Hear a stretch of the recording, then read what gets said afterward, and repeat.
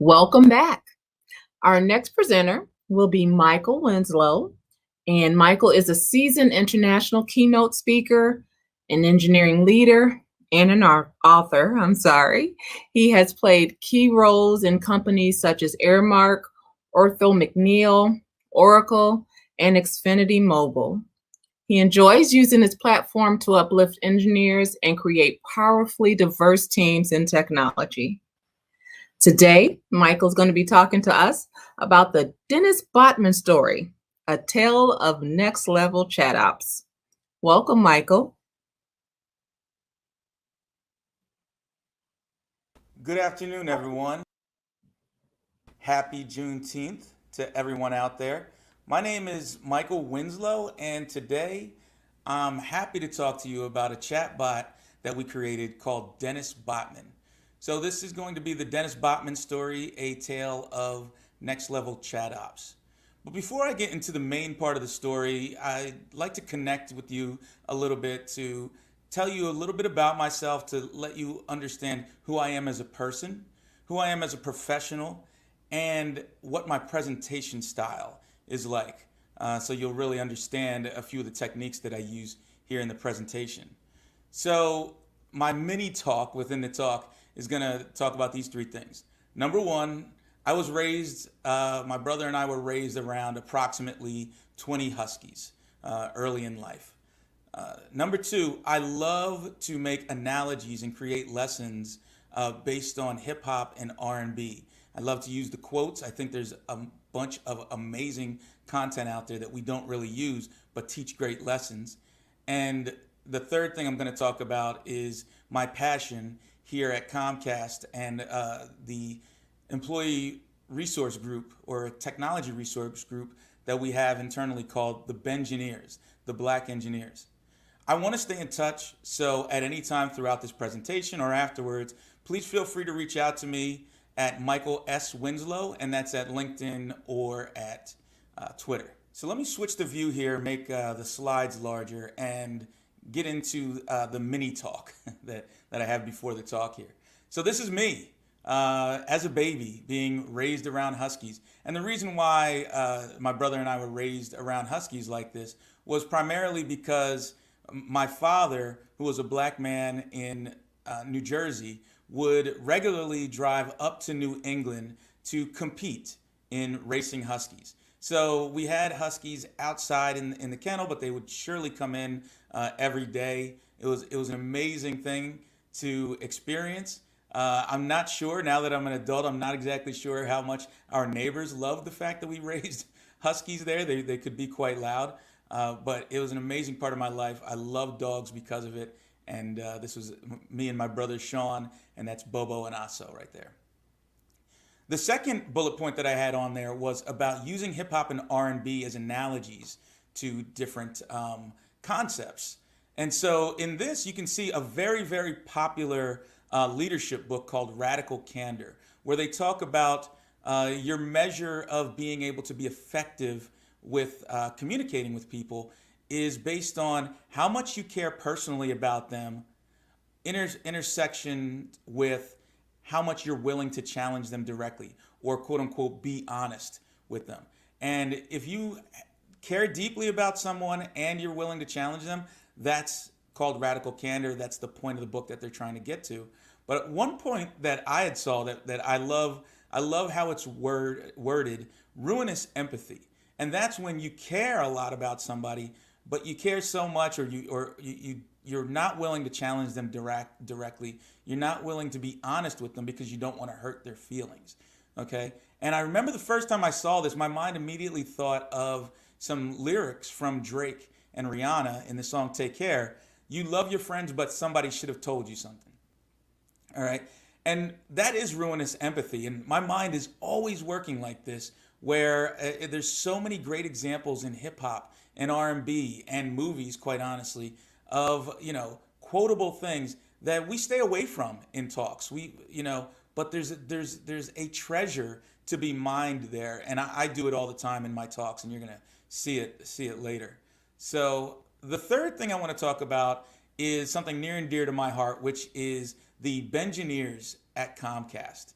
and a workshop slash program that we have called Technically Speaking. So the Bengineers are the black engineers at Comcast.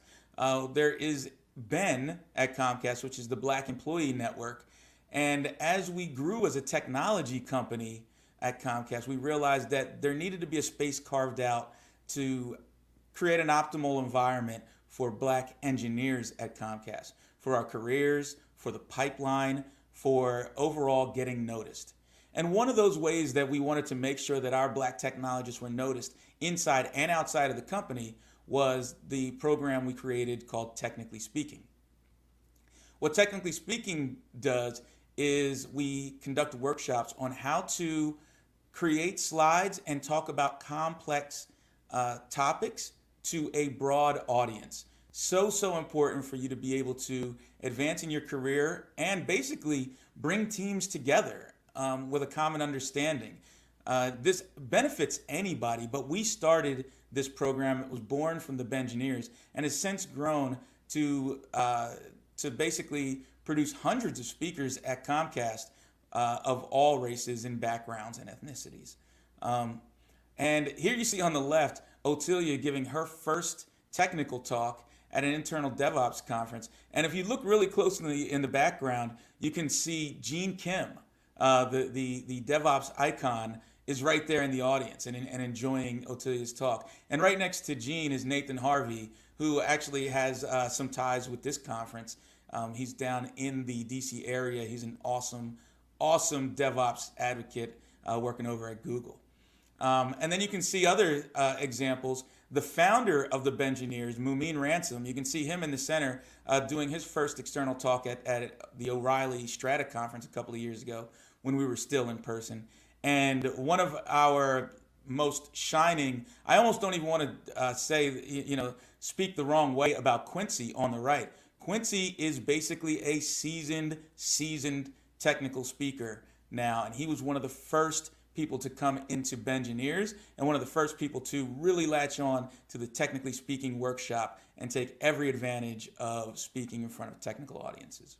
So those are my three things to get started before we get into the Dennis Botman story. Now let's talk about Dennis Botman. So let's give you some background of how the need for a conversational chatbot ever came to be.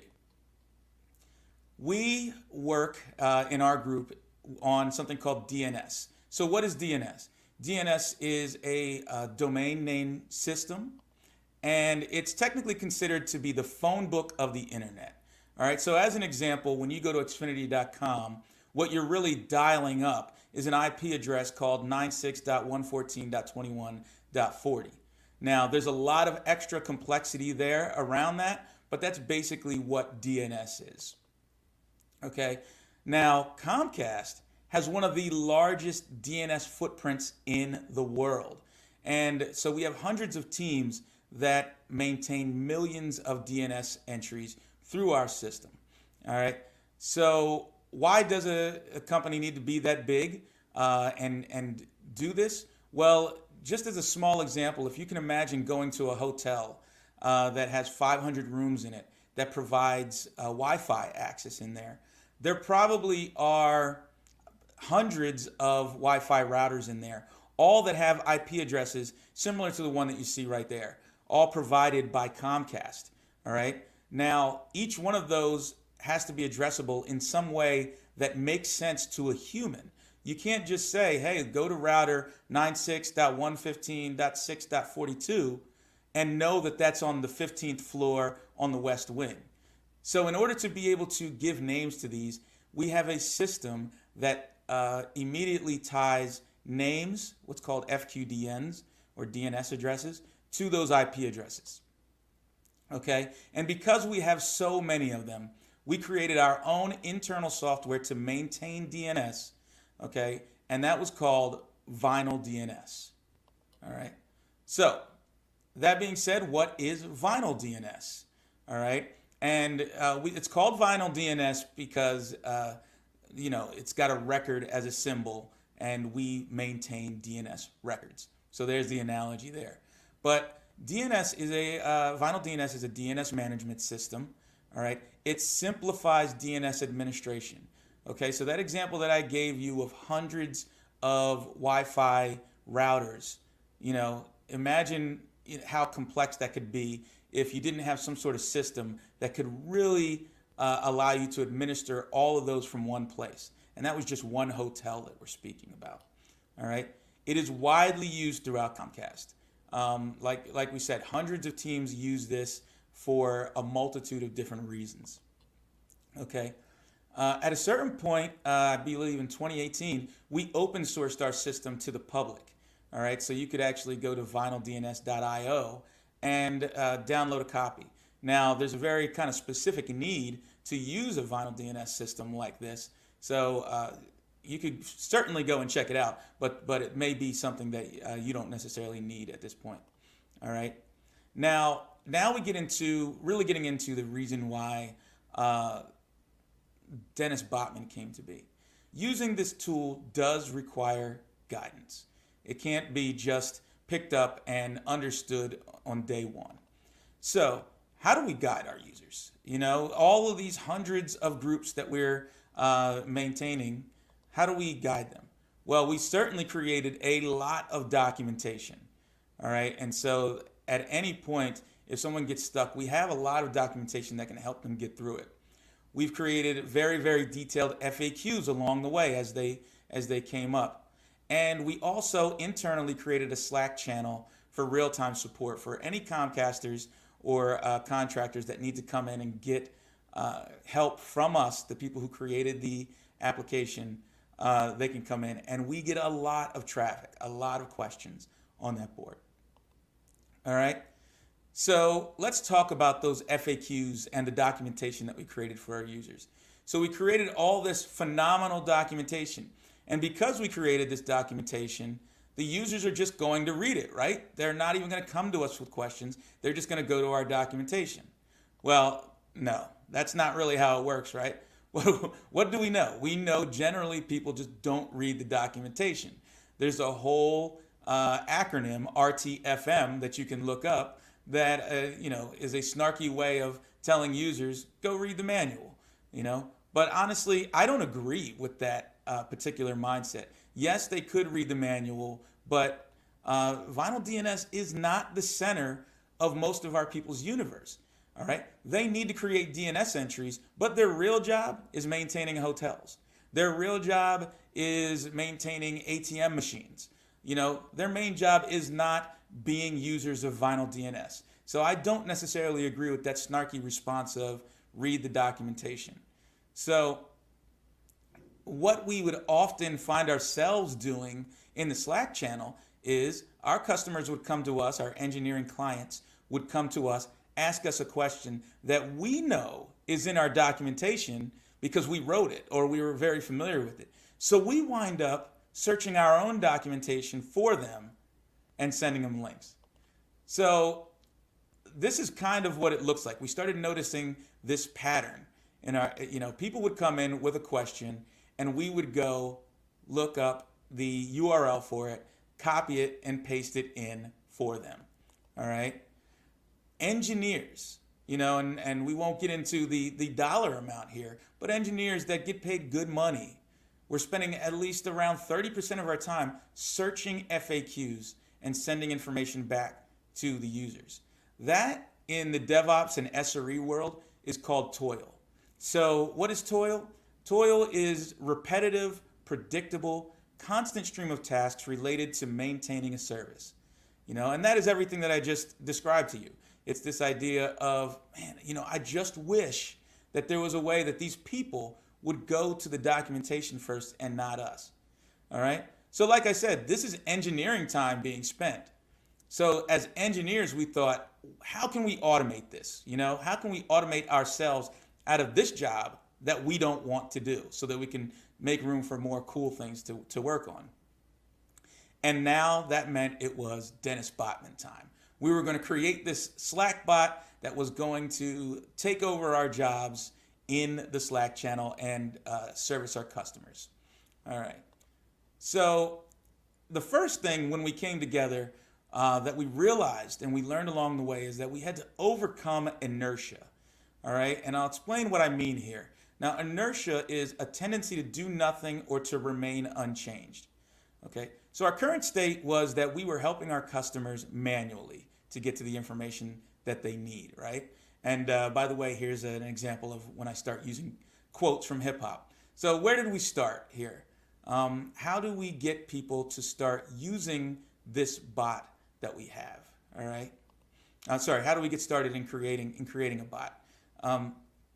Surely there's no easy solution. And I remember being in the rooms when engineers wanted to really, really overcomplicate this. Like there's no easy way to create a Slack bot, right? This is clearly going to take, artificial intelligence and machine learning. We're going to have to, upskill ourselves and train ourselves just to be able to create this bot. We're going to need to start training models for natural language processing. This was happening. There was conversations that are just like we're going to just completely change our entire job function in order to create this bot. No. Do we really need to do all that? In order to get started creating a bot?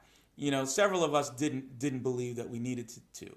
So what did we end up doing? We ended up creating something very simple that would take in text into our Slack bot and do a simple search of our internal FAQs and use keyword matching and a little bit of weighting to say, I think you might be asking a question like this, and allow the user to respond to Dennis Botman with, oh yes, it is that first item in your list. Can I create a zone in Vinyl DNS? That is the question I came to ask. Do you have an answer for me for it? So the user would select one from that list, and then Dennis would come back with the answer with straight links to the documentation on how to create a zone in Vinyl DNS. Now think about it. This did not take any of our engineers' time. The person got the answer they wanted without bothering us, and they got it immediately. They got it after hours. They got it when they wanted it. All right? So before we actually got to that end point, we really had to level set on what we really needed out of this bot. All right? So what were we really trying to do? We were trying to reduce real-time human support. All right? Even if our solution was only 30% effective, only took away 30% of the questions that were asked to our manual engineers, that's still 30% fewer person hours working on that. That is a major return on investment here. All right? We didn't need more than a simple search to start creating this bot. Always remember, perfect is the enemy of good. All right? If you sit there and only think about every single feature that will ever be needed, you will get paralysis analysis and you will basically never get started. All right? So we did it. We got this, I like to stay away from the term minimum viable product, but that's what we got out there. We got something for the people to use. Shout out to all you product managers out there about just get something out there and iterate. But now we want people to use it. How do we actually get people to know about the bot once it's out there? Well, the first thing we did was we started speaking about it. We went on a little road show internally at Comcast. And I want to take this moment to really give a shout out to the other major main contributor to Dennis Botman, and that's Ryan Emerly. I actually wanted him to come and speak with me today, but he started his vacation in Arizona. But shout out to Ryan. This bot would not have come to be without Ryan. So we started going around and telling everybody about this new tool that we had called Dennis Botman. All right. So that was how we introduced the bot. We also employed helpful hints within Slack to let people know that this bot existed. All right. We set our support Slack channel to remind everybody that there is a bot that they can talk to. All right. We had a message of the day. Every day at 9 a.m. you could come in and Dennis Botman would say, "Hey, don't forget, I'm here, and if you need me, here's how to contact me." All right.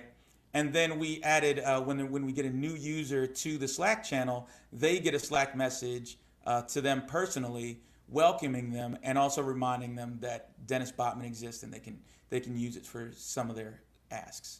All right.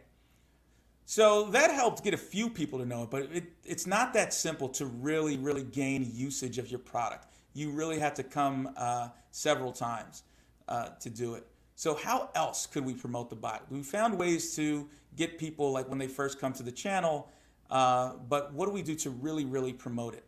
One of the things that we did was we added a feature that was called On Behalf. And if somebody came and asked a human a question in our Slack channel, we provided our engineers the ability to answer through Dennis Botman. So they don't have to answer, in this case, Ryan didn't have to answer my question directly. Ryan could tell Dennis Botman, go answer Michael Winslow.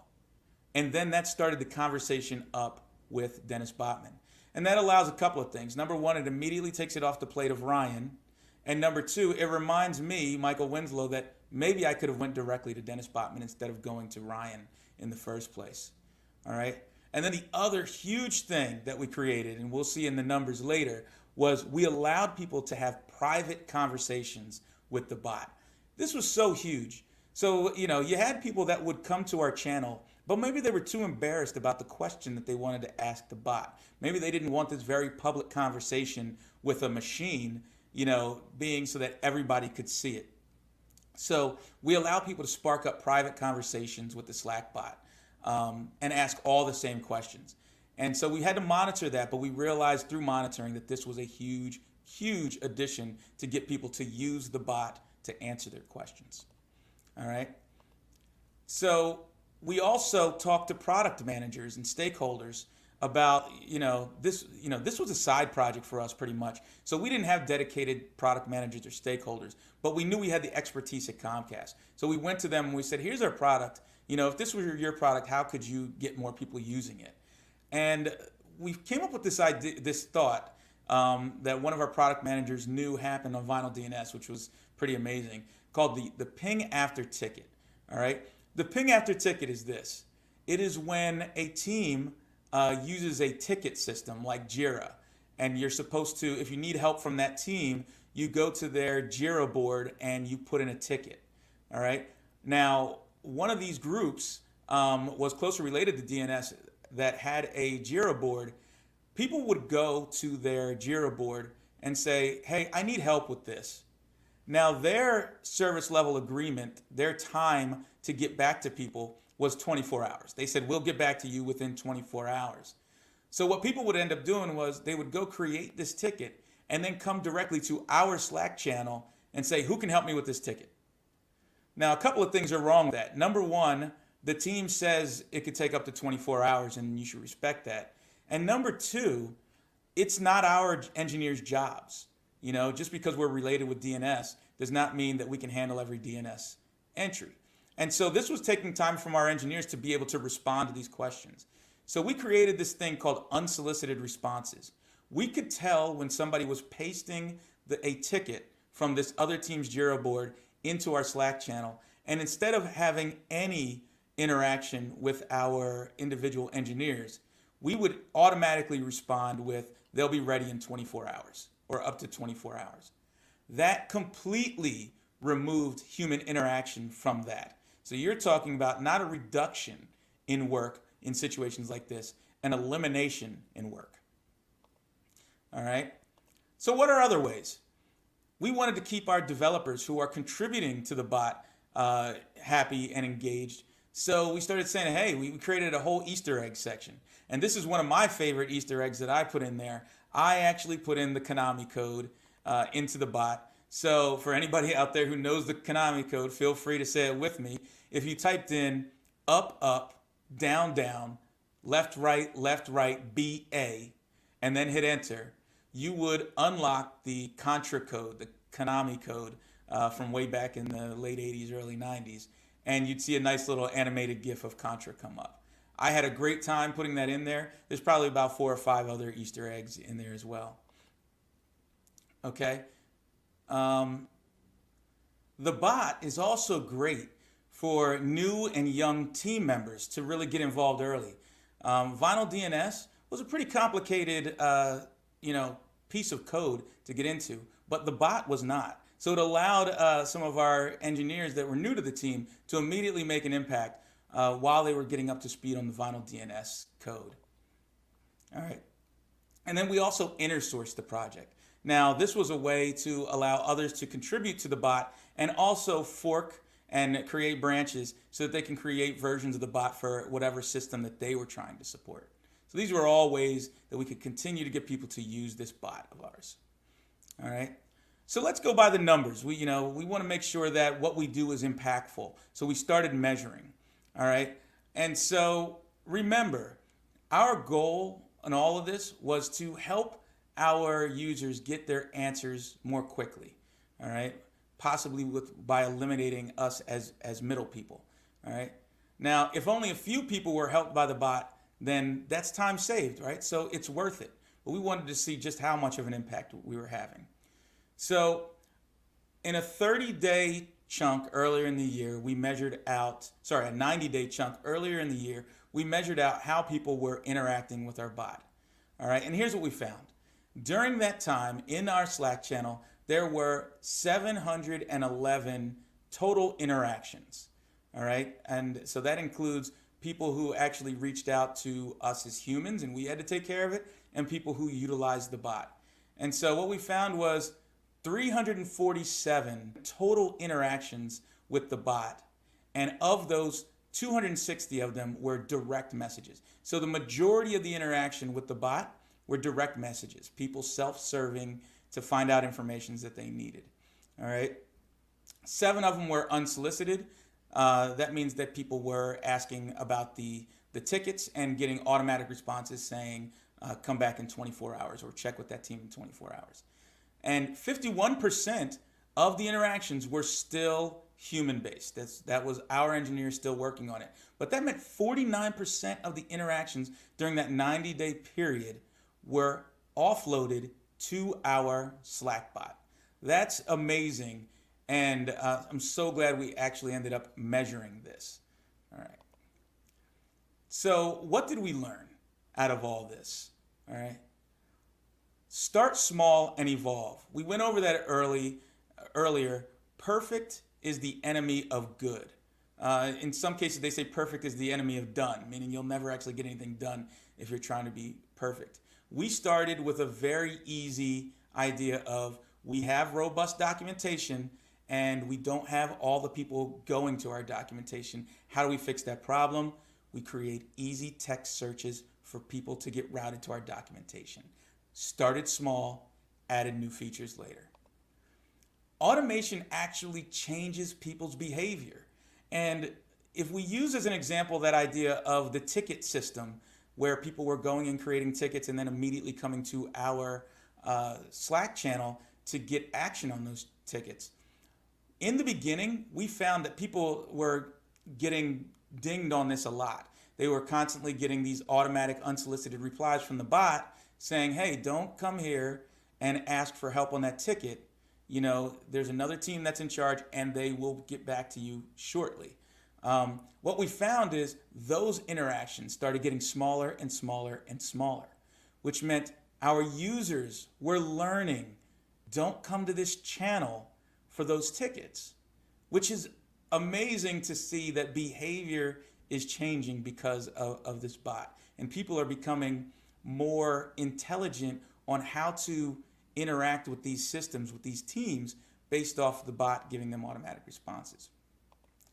And finally, we found out, by going through this, that we are not alone. We weren't the only team that needed this kind of automation to reduce toil. After building our bot and showcasing it, there were several other groups that started getting involved. And we had interest from internal teams. There's another bot internally called Elementron for a team called Elements that's there. They took the bot and implemented it into their Slack channel. Sky and NBC Universal saw our presentation and we wanted to be able to allow them to use it. Interestingly enough, when they had interest we had inner-sourced it already on our internal GitHub, but Sky and NBC did not have access to do it. And that actually prompted us to open source our software. So the bot is now open sourced as an add-on for Vinyl DNS that anyone here could go use. We used it to make sure that we could spread it to NBC, Universal, and Sky, but you can benefit it from yourself by going and getting a copy of Dennis Botman yourself. So, and just to be clear, because I'm not sure if you heard me, this is amazing news that it only happened 2 weeks ago. Dennis Botman, or we call it Vinyl DNS Bot, is open source. Here's the link to it. We'll also provide it in chat. Please go to our GitHub page, download, create a copy of it. The documentation is amazing. If you just want to learn how to start creating bots in Slack, this will be everything that you need to learn how to start creating your own test environments and bots and conversational bots in Slack, even if you don't use it for anything else other than figuring out how to set that up. So please, please, I encourage you to do so. All right. And with that, I just want to say thank you to everyone for your time. Thank you to everyone who coordinated and organized this Juneteenth conf on this historic day. And make sure you stick around, because if I saw the schedule correctly, the next speaker is Comcast's very own Leslie Chapman, a dear friend of mine, and she's going to speak about some great topics. And I hope to connect with everyone on LinkedIn or Twitter.